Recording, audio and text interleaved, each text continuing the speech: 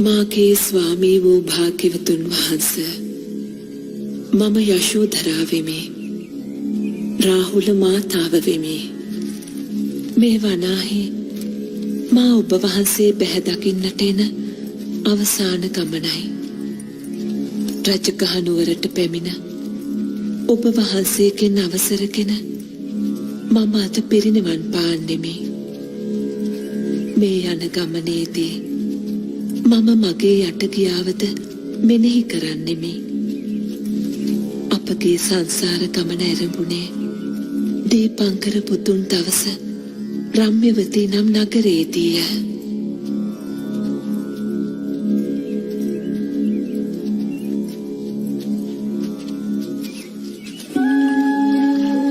එසඳ මම සුමිත්‍රා වෙමි.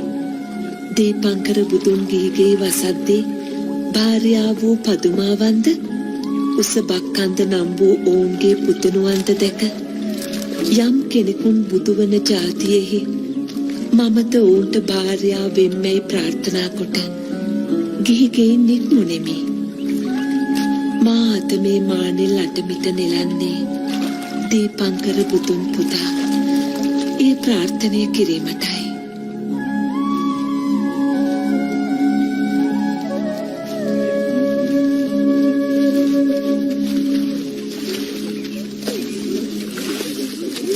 මිත්‍රා නේද?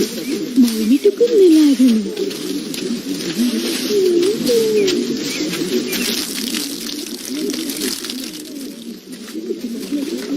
මේ පැංකාලේ අරගෙන ඕක මට දෙන්න. සුමේත තවුසානන්ට පවර්ලා තියෙන අසීරුම වැඩ. ඒක නේනම් බුදුහිමියන් බඩින්නට කලින් මඩගෝරුව ගොඩ කරගන්න බැරි වෙයි. මම ඔහු මුල් වරට දුටිමි. දුටු කෙනෙහි පැහැදුනෙමි. ඔහු වනාහි බමුණු මහසල් කුලයක ඉපිද එකී සියල් සැපත් හැරදා රම්‍යවතී නගරයෙන් ඔබ්බේ වනගතව උග්‍ර තපස් රකිමින් විසූ සුමේත නම් තවුසානෝය.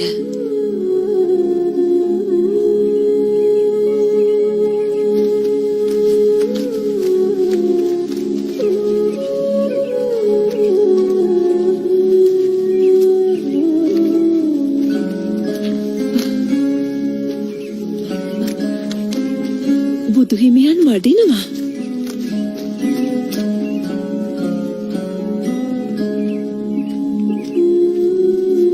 ඔබතුමා දැන් කුමක්ද කරන්නට යන්නේ? සිරිපතුල් වල මඩ තැවරෙන්නට නොදී මා බුදුහිමියන් මේ මඩගෝරුවෙන් එගොඩ කරනවා. ඒත් උන්වහන්සේට පූජා කරන්නට මලක්වත් මා ළඟ නැහැ.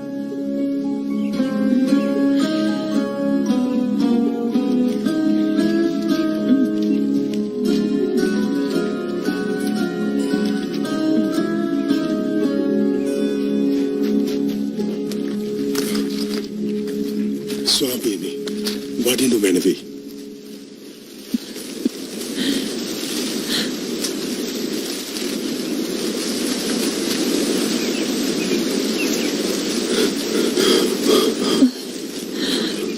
ඔබ වහන්සේගේ ශ්‍රී පායුග්මයට මම සේතුවක් වෙම්වා. මතු ලෞතුරා පුතුව සියලු සත්වයන් සංසාර සාගරයෙන් ගොඩලන්නටද සේතුවක් වෙම්වා.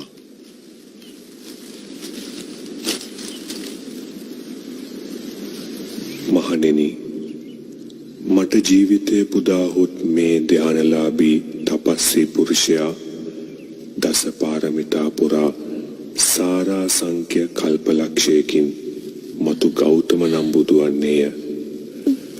යශෝදරා නම් කුමරිය අගමෙහෙසොන් වෙයි. රාහුල නම් කුමරා පුතු වෙයි.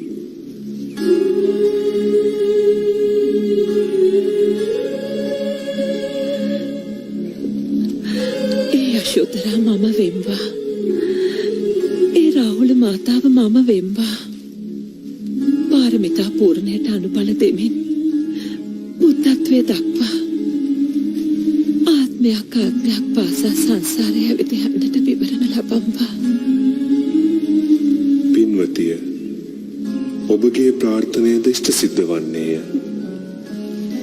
අවසානෙනි මැය ඔබට සමසිත් ඇති මනා දැකුම් ඇති පිය තෙපුල් බණන ප්‍රිය භාර්යාවක වන්නේය.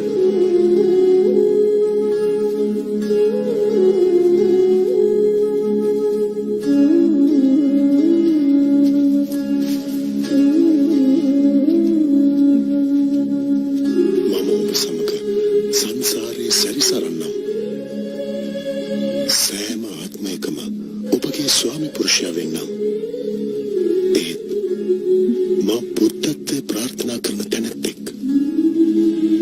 ඔබ අතර තපසට යා හැකි ඇස් ඉස් මස් ලේ පමණක් නොව ඔබ වෙතු දරුවන්ට දන් දිය හැකි. එහිදී ඔබට දරා ගන්නට සිදුවන දුක් ගැහැට අනන්තයි අප්‍රමාණයි.